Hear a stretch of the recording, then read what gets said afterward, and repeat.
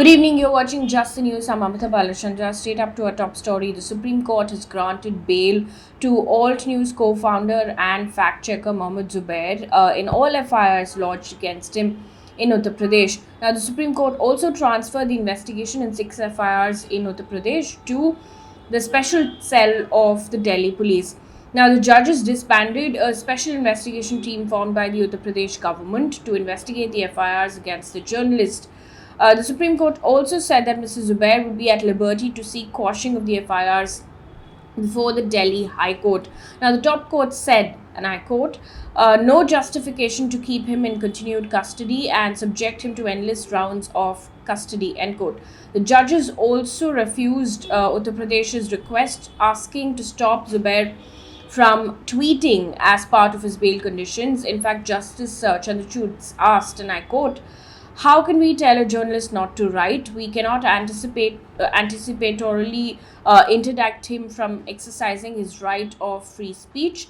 He will be answerable as per the law. Evidence is all in public domain, end quote. Meanwhile, an update on the NEET exam center controversy in Kerala. 5 women have been arrested for allegedly forcing girls who appeared for this exam to take off their bras before entering the examination hall. Now, 3 of the arrested women are employees of an agency hired by the National Testing Agency that conducts NEET, and the other 2 work for the exam center. Earlier, the National Testing Agency had dismissed the allegations by the girls, saying they're fictitious. In the meantime, the National Commission for Women wrote to the Kerala Director General of Police seeking a time-bound investigation in this matter. The case first, in fact, came to light when one of the girls' father filed a complaint. The complainant in the case had said that the bulletin issued by the NTA did not mention about a ban on bras with metal hooks. Post that, the News Minute reported that many other girls also came forward with their complaints. News coming in from Karnataka right now. Former Karnataka Minister KS Eshwarappa, who had to step down from the post after controversy following the suicide of a contractor, has been cleared by the police after investigation in the case. Now, the contractor Santosh Patil had died by suicide on April 12th, and Mr. Eshwarappa, who was suspected to have a role in the matter, was cleared due to lack of evidence. Now, the minister was also accused of corruption.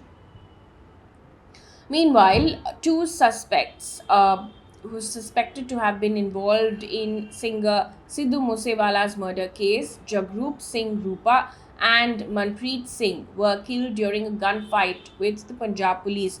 3 policemen were wounded in the encounter, while 1 cameraman sustained injuries, a bullet injury as well. They are out of danger.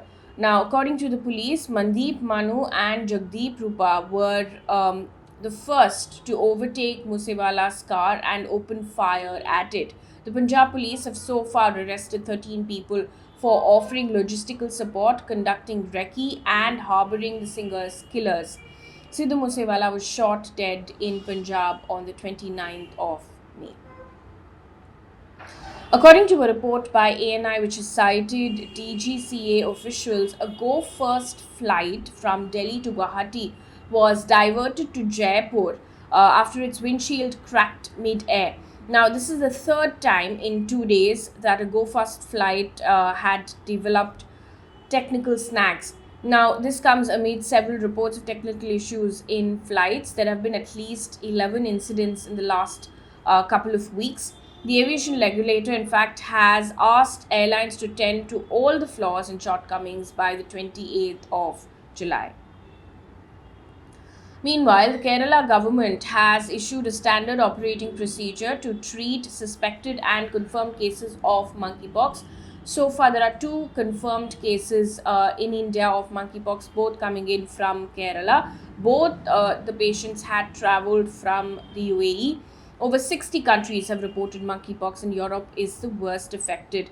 Kerala Health Minister issued guidelines for isolation, sample collection and treatment of persons infected by monkeypox or those showing symptoms of the disease.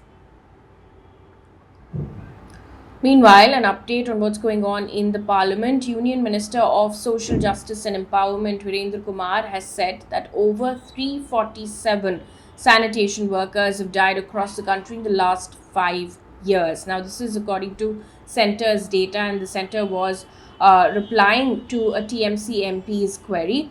Mr. Kumar said, and I quote, "The government takes a serious cognizance of the deaths occurring due to hazardous cleaning of sewers and septic tanks," end quote. But a lot of activists do not agree with what the government is saying, because according to a report by Indian Express, the number is much higher. In the last 50 years, there have been over a million estimated uncounted deaths of sanitation workers in India. In the last 5 years, more than 9,730 people have died from multiple chronic conditions emanating from their employment. And this is according to activists who say that the number is much higher. Manual scavenging is banned under the Prohibition of Employment as Manual Scavengers and their Rehabilitation Act 2013.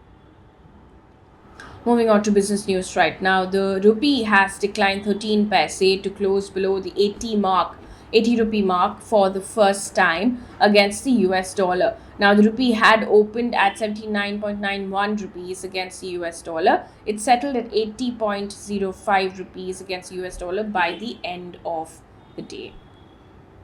Meanwhile, the Delhi High Court today has stayed a Central Consumer Protection Authority order that barred hotels and restaurants from adding a service charge to food bills. In fact, it had said in that order that it was completely optional and left to people.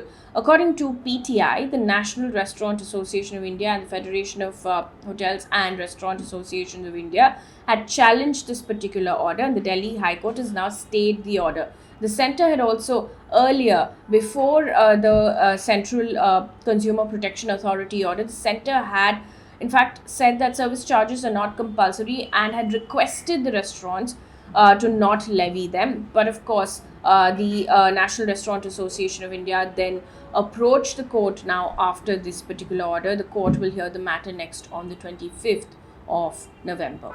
And news coming in from across the globe, starting off Sri Lanka. Ranil Wickremesinghe has been elected as the new president of Sri Lanka. Wickremesinghe received 134 votes in the 225-member House.